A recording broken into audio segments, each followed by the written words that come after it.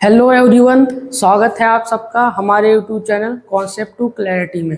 जैसा कि आप सभी को पता है कि हमारी टीम ने मिलकर कक्षा 10वीं के बच्चों के लिए बिल्कुल फ्री ऑफ कोर्स लॉन्च किया है, जिसमें आपको कक्षा 10 का कंप्लीट सिलेबस बिल्कुल फ्री ऑफ कॉस्ट पढ़ाया जाएगा। जिसमें कि आपने हमारा पहला वीडियो देखा होगा, जिसमें कि आपको मैं यानी कि दिव्यांश आपको पढ़ाने वाला हूँ कक्षा 10वीं की साइंस। मैं यहाँ आपको कक्षा 10 की साइंस का कंप्लीट सिलेबस कराऊंगा। तो हम आज है हमारी साइंस की पहली क्लास, तो अपना सिलेबस जान लेते हैं क्या है। जैसा कि कक्षा 10वीं की साइंस में है कुल 13 चैप्टर, जिसमें से फिजिक्स, केमिस्ट्री, बायो 3 पोर्शन है, जिसमें से कुछ चैप्टर्स डिवाइड हैं। जैसा कि हमारा पहला चैप्टर है रासायनिक अभिक्रियाएं एवं समीकरण। इसमें हम रासायनिक अभिक्रियाओं के बारे में पढ़ेंगे, जैसे कि विस्थापन अभिक्रिया, द्विविस्थापन अभिक्रिया, संयोजन, वियोजन अभिक्रिया। इन सारी अभिक्रियाओं के बारे में हम चैप्टर 1 के अंतर्गत पढ़ेंगे। दूसरा चैप्टर है हमारा अम्ल, क्षार एवं लवण। इसमें हम अम्लों के बारे में पढ़ेंगे, क्षारों के बारे में पढ़ेंगे। और तीसरा चैप्टर है धातु एवं अधातु। जैसा कि आप सभी ने 9th में पीरियोडिक टेबल के बारे में पढ़ा ही होगा, उसमें लगभग 118 तत्व हैं, जिसमें से कुछ धातुएं हैं, कुछ अधातुएं हैं तथा कुछ उपधातुएं हैं। तो कौन से तत्व धातु हैं, कौन से अधातु हैं, वो हम इन तीसरे चैप्टर में पढ़ेंगे। चौथा चैप्टर है कार्बन तथा उसके यौगिक। कार्बन तथा उसके यौगिक। कार्बन सबसे इम्पॉर्टेंट एलिमेंट है, क्योंकि इस यूनिवर्स में जितने भी पदार्थ हैं, हर एक पदार्थ में कार्बन जरूर शामिल होगा। ठीक है। पांचवा चैप्टर है हमारा जैव प्रक्रम। छठा है नियंत्रण एवं समन्वय। सातवां है जीव जनन कैसे करते हैं। जीव यानी कि हम और जीव जंतु प्राणी श्वसन कैसे करते हैं, वो हम इस चैप्टर के अंतर्गत पढ़ेंगे। आठवां है कि आनुवांशिकता। आनुवांशिकता जैसे कि आप सभी ने कभी ना कभी सुना होगा कि कहते हैं लोग कि आपकी शक्ल आपके माता पिता से मिलती है। ये कौन सा गुण होता है? आनुवांशिकता का गुण होता है। ये हम चैप्टर 8 में पढ़ेंगे। फिर हमारा चालू हो जाता है फिजिक्स। फिजिक्स में चैप्टर 9th है प्रकाश का परावर्तन तथा अपवर्तन। फिर 10वां है मानव नेत्र तथा रंग बिरंगा संसार। 11वां है विद्युत और 12वां है विद्युत धारा के चुंबकीय प्रभाव। और 13वां और अंतिम चैप्टर है हमारा पर्यावरण। ये हम सारा सिलेबस एनसीईआरटी के अकॉर्डिंग कंप्लीट करेंगे। तो वेटेज जान लेते हैं इन चैप्टर्स का कितना है। ये स्टार्टिंग के 4 चैप्टर यानी कि केमिस्ट्री टोटल 20 अंक की पूछी जाती है।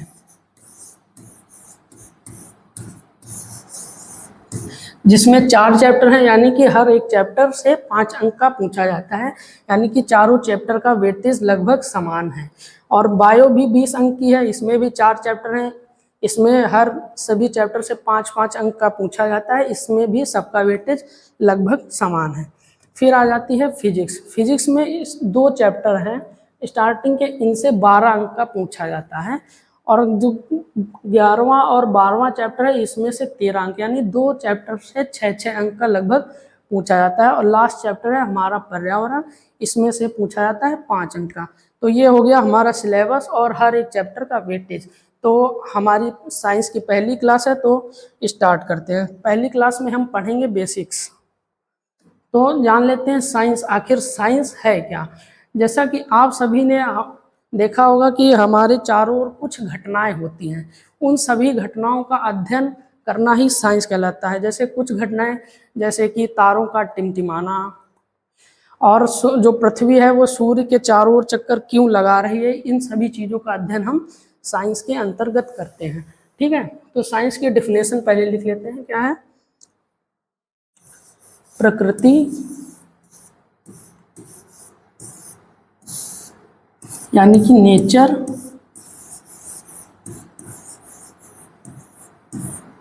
प्रकृति तथा, आप लोग साथ साथ नोट करते रहिएगा, प्रकृति तथा प्रकृति में होने वाली घटनाएं,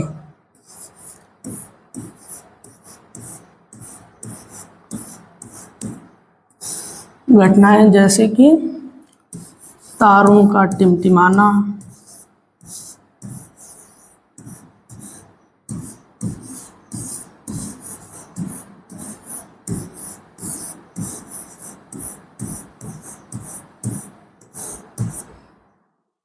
दूसरा पृथ्वी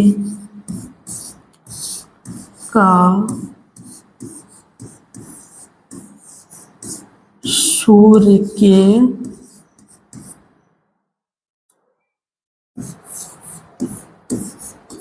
चारों ओर चक्कर लगाना।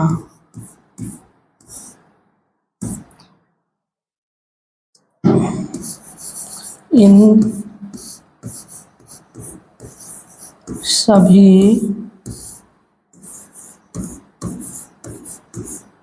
घटनाओं का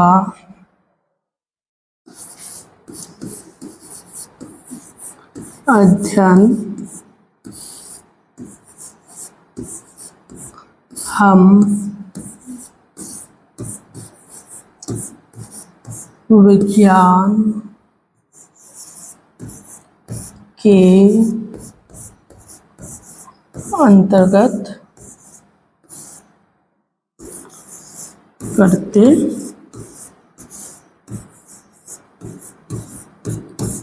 हैं। ये रही हमारी साइंस की डेफिनेशन। आई होप आप लोगों को समझ आ गया होगा। तो हम लोग साइंस को फर्दर 3 भागों में डिवाइड करते हैं।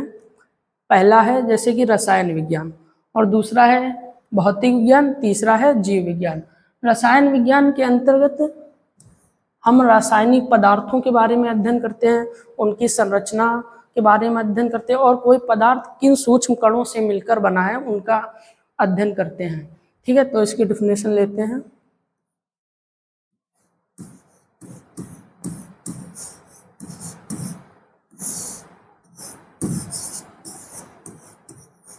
रसायन विज्ञान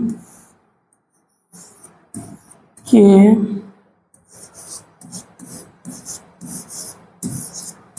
अंतर्गत हम पदार्थों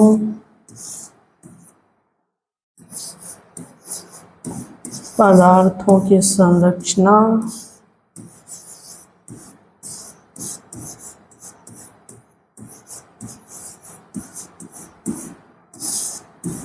तथा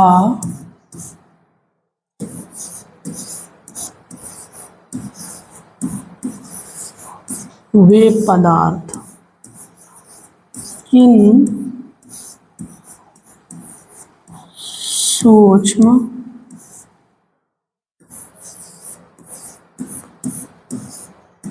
कणों से मिलकर बनते हैं, उन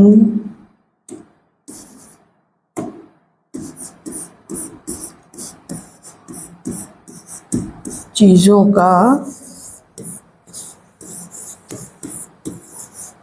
अध्ययन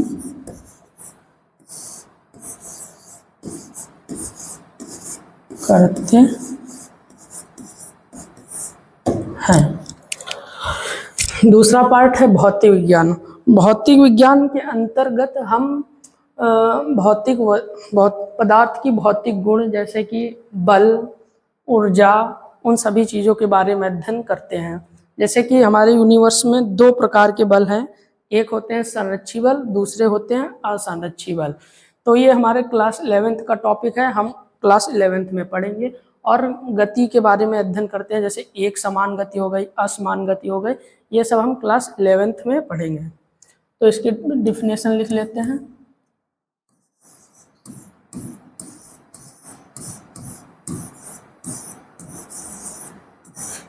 भौतिक विज्ञान के अंतर्गत हम बल, ऊर्जा आदि के बारे में अध्ययन करते हैं। जैसे कि बल हो गया एक गुरुत्वाकर्षण बल।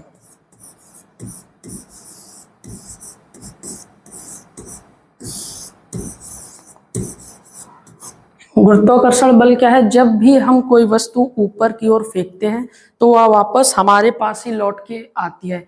ये क्यों होता है? क्योंकि पृथ्वी का एक अपना एक गुरुत्वाकर्षण बल है जिसके कारण वो हर एक वस्तु को अपनी ओर आकर्षित करती है। इसका अध्ययन हम भौतिक विज्ञान के अंतर्गत करेंगे। ठीक है। तीसरा पार्ट है हमारा जीव विज्ञान। जीव विज्ञान के अंतर्गत जैसा कि आप इससे अंदाजा लगा सकते हैं कि जीवों के बारे में अध्ययन करना, यानी कि जीव विज्ञान के अंतर्गत हम जीवों में कौन कौन सी क्रियाएं होती हैं, जैसे कि हम लोगों के अंदर पाचन होता है, श्वसन होता है, ये सब जीव विज्ञान के अंतर्गत पढ़ेंगे। तो इसकी भी डिफिनेशन लिख लेते हैं।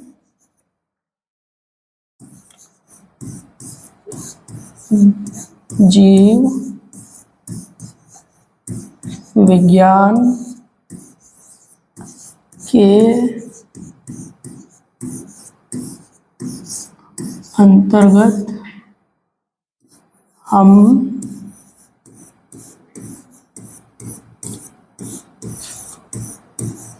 जीवों में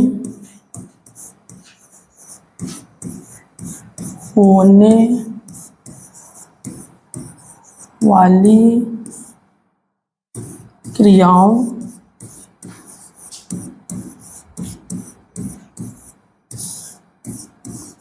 जैसे कि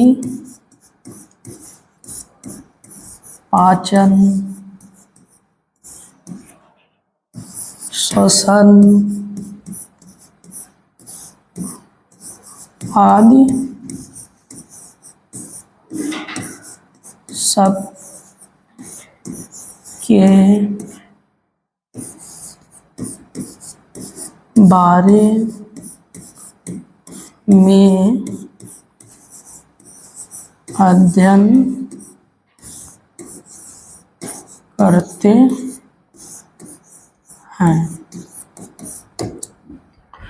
आई होप कि आपको ये तीनों डेफिनेशन समझ में आ गई होंगी। जैसा कि जीव विज्ञान को फर्दर दो भागों में डिवाइड किया गया है। एक होता है जूलॉजी, एक होता है बॉटनी, यानी कि जीव विज्ञान और वनस्पति विज्ञान, जंतु विज्ञान और वनस्पति विज्ञान। ये हमारा क्लास 11th का टॉपिक है, तो हम नेक्स्ट क्लास में पढ़ेंगे। तो हम आगे चलते हैं और पढ़ते हैं कि भौतिक परिवर्तन और रासायनिक परिवर्तन आखिर होता क्या है। जैसा कि भौतिक परिवर्तन के अंतर्गत पदार्थ की भौतिक गुण, जैसे कि अवस्था, उनका रंग, उसका क्या आकार है, उन चीज़ों में परिवर्तन होता है। और भौतिक परिवर्तन के अंतर्गत एक मेजर पॉइंट है कि इसमें हम पदार्थ की प्रारंभिक अवस्था को प्राप्त कर सकते हैं। जैसे कि अगर बर्फ का टुकड़ा कुछ समय के लिए वायु में रख दिया जाए तो कुछ समय के पश्चात उसकी अवस्था बदल जाती है, यानी कि वो बर्फ से द्रव यानी कि जल में बदल जाता है। यानी कि उसकी भौतिक अवस्था, यानी कि पहले तो वो ठोस था, फिर द्रव में बदल गया, यानी कि उसकी भौतिक अवस्था बदल गई। अगर वही जल वापस हम फ्रीजर में रख दें तो वो फिर बर्फ के रूप में जम जाएगा, यानी कि उसने अपनी प्रारंभिक अवस्था को प्राप्त कर लिया है। तो ये कैसा परिवर्तन होता है? भौतिक परिवर्तन होता है। जैसे कि आपकी बोर्ड के एग्जाम में अगर पूछा जाए कि बर्फ का पिघलना किस प्रकार का परिवर्तन है, तो आप उसमें टिक लगा दीजिएगा कि ये भौतिक परिवर्तन है। तो समझ लिया है। अब डेफिनेशन लिख लेते हैं।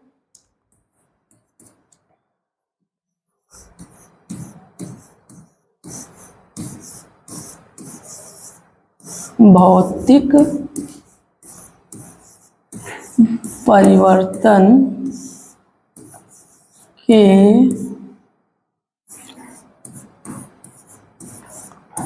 अंतर्गत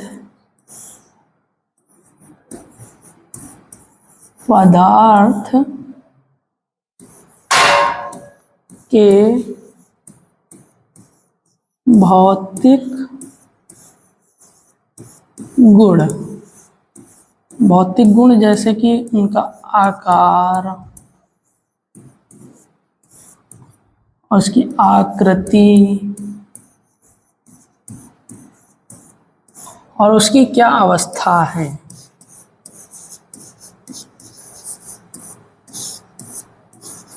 आदि में परिवर्तन होता है। इसमें जो है, इसमें पदार्थ अपनी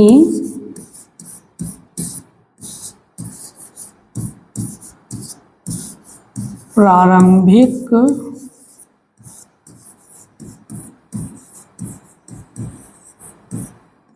अवस्था को पुनः प्राप्त कर लेता है। और इसमें होता है कि कोई नया पदार्थ नहीं बनता है, ठीक है, तथा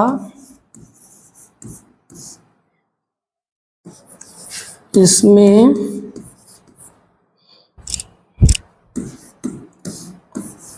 कोई नया पदार्थ नहीं बनता है। एग्जाम्पल लिख लेते हैं, जैसे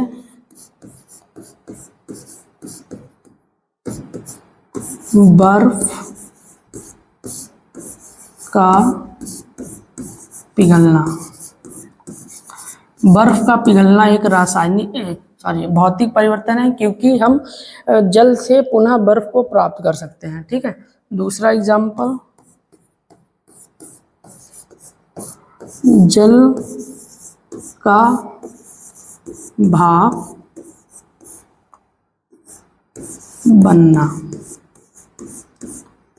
जल का भाप बनना, जब हम लोग जल को गर्म करते हैं, अगर भगोने में जैसे गर्म करते तो उसके ऊपर अगर एक प्लेट रख के उसको ढक दें तो कुछ समय के पश्चात जल की कुछ बूंदें प्लेट में चिपक जाती हैं, तो यानी कि वो भाप बन के प्लेट में चिपक जाती हैं, तथा कुछ समय के पश्चात वही भाप की बूंदें फिर जल बन के वापस टपकने लगती हैं, ठीक है।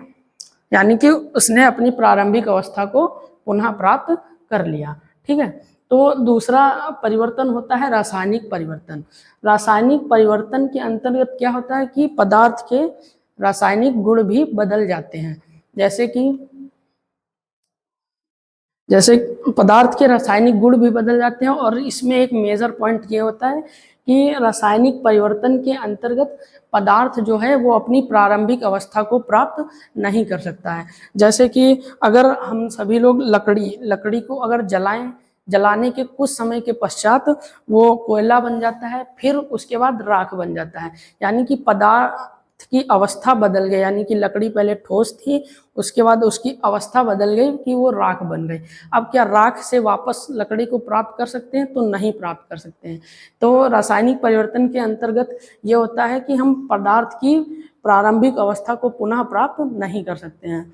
तो डेफिनेशन लिख लेते हैं इसके।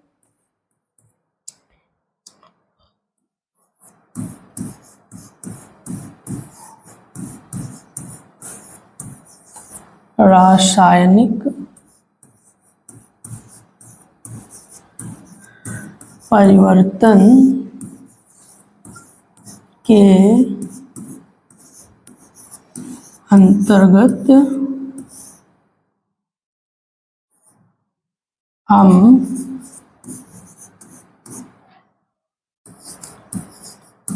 पदार्थ की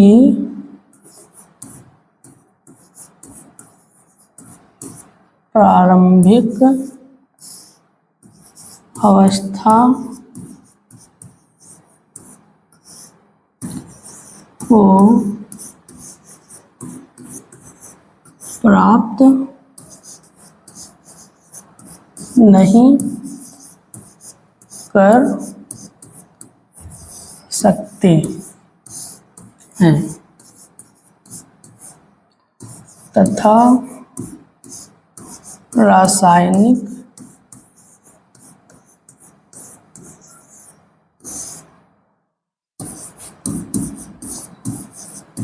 परिवर्तन में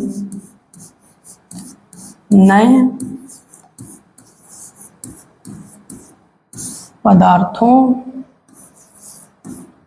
का निर्माण भी होता है। रासायनिक परिवर्तन के अंतर्गत जैसे एग्जाम्पल लकड़ी का जलना, दूसरा लोहे में जंग लगना। अगर कोई आपसे पूछे कि लकड़ी का जलना किस प्रकार का परिवर्तन है, या आपके एग्जाम में पूछा जाए लकड़ी का जलना और लोहे में जंग लगना किस प्रकार का परिवर्तन है, तो आप बताएंगे कि रासायनिक परिवर्तन है। ठीक है, तो आई होप ये आपको समझ में आ गया होगा। हम चलते हैं अपनी आगे। अब हम समझते हैं कि पदार्थ क्या होता है। आप अपने चारों ओर देख रहे होंगे, हर एक वस्तु जिसको आप देख पा रहे हैं वो हर एक वस्तु पदार्थ ही है। उसकी अवस्थाएं अलग अलग हैं, लेकिन वो सब पदार्थ के अंतर्गत ही आते हैं। जैसे कि डेफिनेशन इसकी लिख लेते हैं कि प्रत्येक वह वस्तु जो स्थान घेरती है,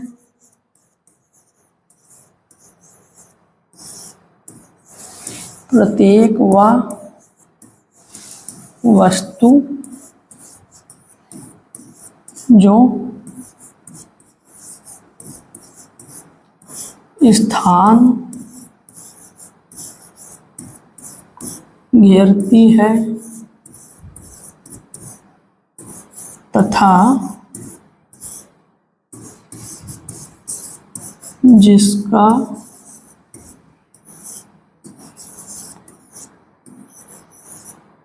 जिसका कुछ द्रव्यमान होता है।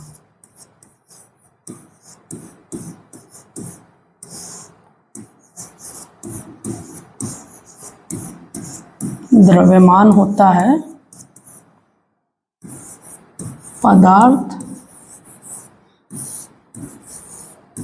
कहलाती है।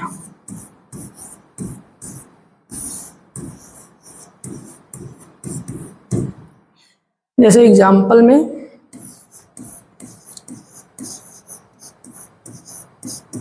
हो गई लकड़ी का टुकड़ा,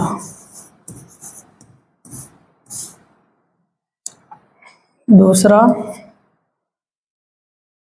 हो गया पानी, हवा आदि। ये सारी चीज़ें हमारे पदार्थ के अंतर्गत आती हैं। जैसे कि कोई भी एक लकड़ी का टुकड़ा है, उसका कुछ द्रव्यमान भी होगा। अगर उसको हम किसी जगह पे रख दें तो उतना स्थान घेर लेती है, यानी कि ये एक पदार्थ है। और पानी भी एक पदार्थ ही है। ये पदार्थ की अवस्था होती है, वो आपको आगे बताएंगे। क्योंकि पानी को अगर अगर किसी गिलास में रख दिया जाए तो वो गिलास में जितना स्थान होती है वो सारा घेर लेती है, इसलिए पानी को भी हम एक पदार्थ के अंतर्गत ही रखते हैं। और हवा भी एक पदार्थ ही है, जैसे कि अगर गुब्बारे में हवा भरी जाती है तो गुब्बारा एक शेप ले लेता है, यानी कि उसने उतना स्थान घेर लिया है, तो वो भी एक पदार्थ के अंतर्गत ही रखा जाता है। तो हम जान लेते हैं कि पदार्थ की अवस्थाएं कितनी होती हैं। पहले जान लेते हैं कि पदार्थ कितने प्रकार के होते हैं।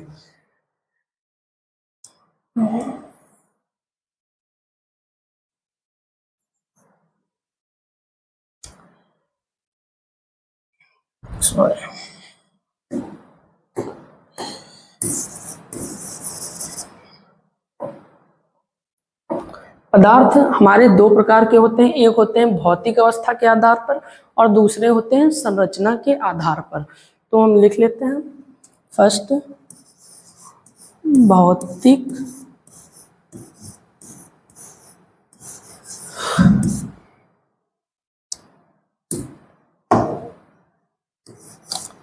भौतिक अवस्था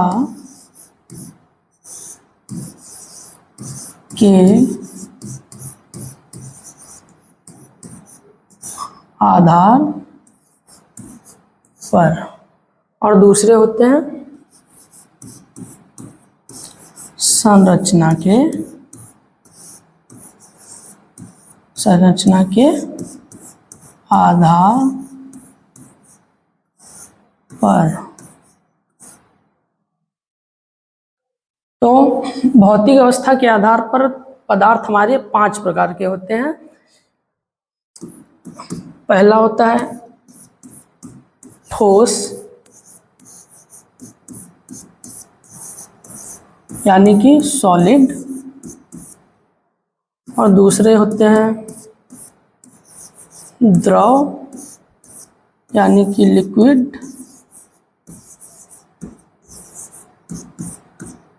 और तीसरा होता है गैस।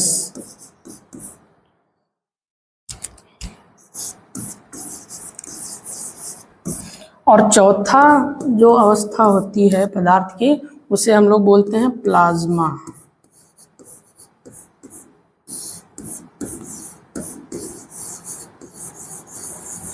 और 5वीं अवस्था जो होती है वो पदार्थ की होती है BEC, जिसको हम लोग बोलते हैं बोस आइंस्टीन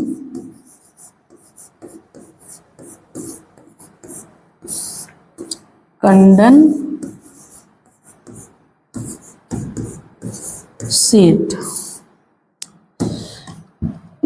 5वीं जो अवस्था है वो हमारे भारत के एक वैज्ञानिक थे सत्येंद्र नाथ बोस और आइंस्टीन, इन दोनों ने मिलकर के पदार्थ की 5वीं अवस्था की खोज की थी, इसलिए पदार्थ की 5वीं अवस्था का नाम उन्हीं दोनों के नाम पे रख दिया गया, यानी कि बोस आइंस्टीन और कंडेंसेट। संरचना के आधार पर पदार्थ होते हैं 2 प्रकार के, एक होते हैं शुद्ध पदार्थ,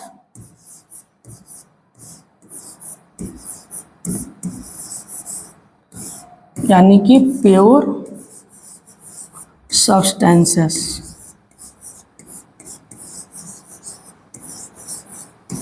और दूसरे होते हैं मिक्सचर, यानी कि मिश्रण।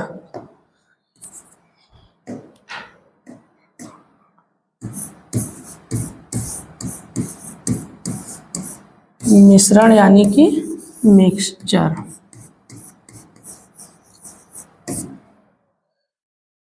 तो अगली स्लाइड में हम इन सारे पदार्थों की अवस्थाओं की डेफिनेशन लिख लेते हैं, ठीक है। सबसे पहले हम जानते हैं ठोस के बारे में।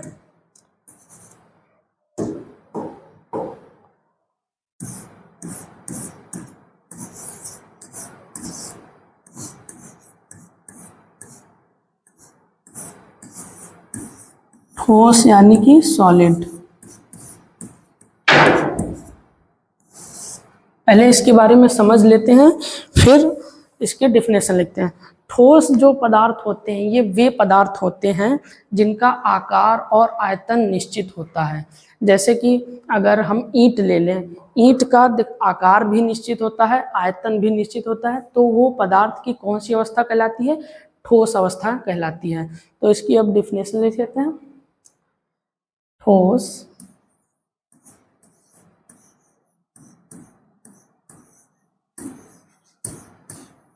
पदार्थ की वह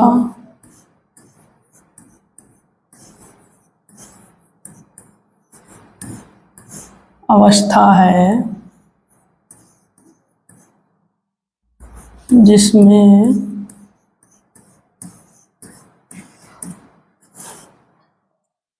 पदार्थ का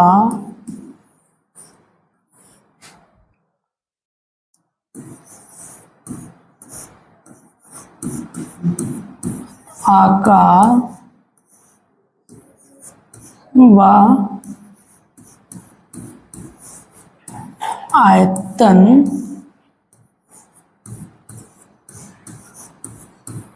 दोनों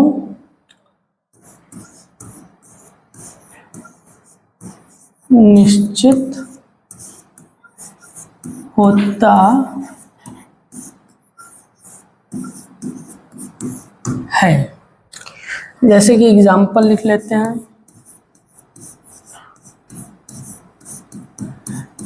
ईंट, ईंट का आकार और आयतन दोनों निश्चित होता है। और दूसरा एग्जाम्पल लोहे का टुकड़ा, इसका भी आकार और आयतन निश्चित होता है। ठोस में एक पॉइंट और नोट कर लेते हैं।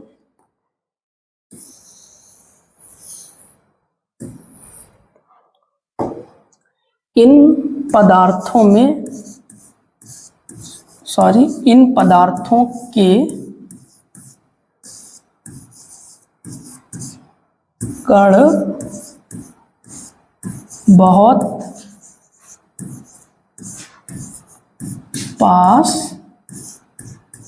पास होते हैं।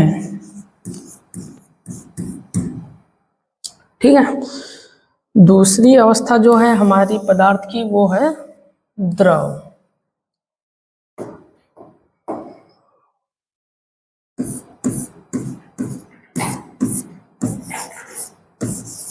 यानी कि लिक्विड।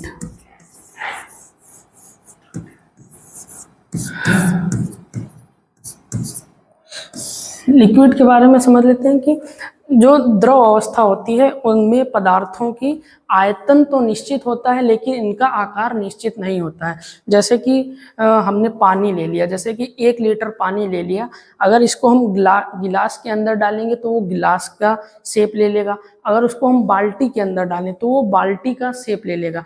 पानी 1 लीटर ही है, यानी कि उसका आयतन तो निश्चित है लेकिन आकार निश्चित नहीं है। अगर उसको घड़े के अंदर डालेंगे तो वो घड़े का रूप ले लेगा, इसलिए इसका आकार निश्चित नहीं है लेकिन आयतन निश्चित है। तो डेफिनेशन लिख लेते हैं। द्रव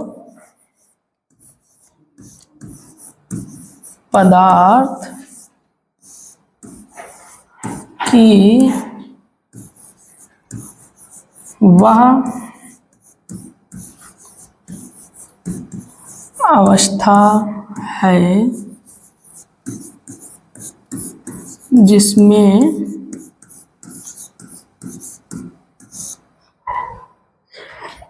पदार्थ का आयतन तो निश्चित होता है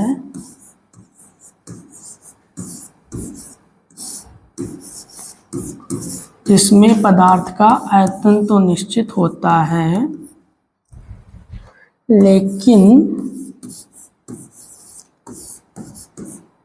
उसका आकार नहीं। और द्रव में जो कण होते हैं वो ठोस की अपेक्षा थोड़ी दूर दूर होते हैं। द्रव में जो कण होते हैं वो ठोस पदार्थ की अपेक्षा थोड़ी दूर दूर होते हैं। अब इनका एग्जाम्पल लिख लेते हैं। एग्जाम्पल जैसे कि जल।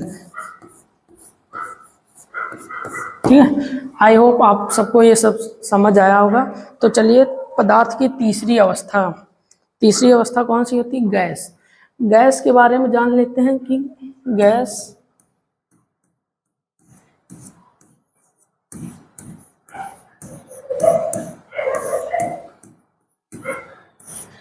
गैस पदार्थ की ऐसी अवस्था है जिसमें ना तो इनका आकार निश्चित होता है और ना ही आयतन निश्चित होता है। ठीक है, तो चलिए इसकी डेफिनेशन लिख लेते हैं। गैस पदार्थ की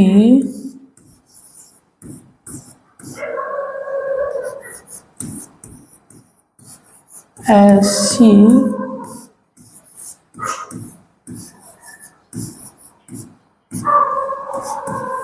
अवस्था है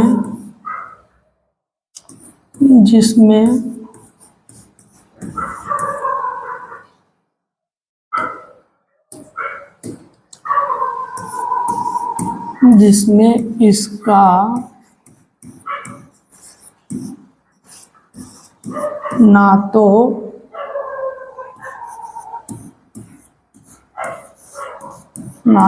आयतन निश्चित होता है और ना ही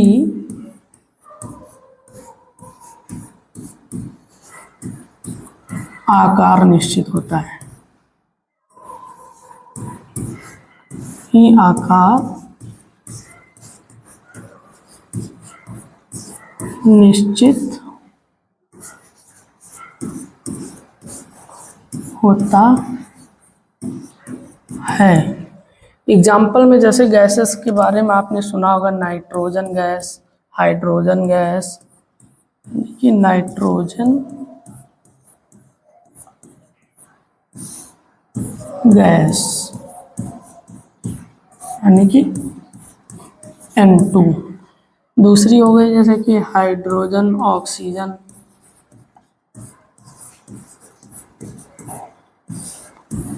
हाइड्रोजन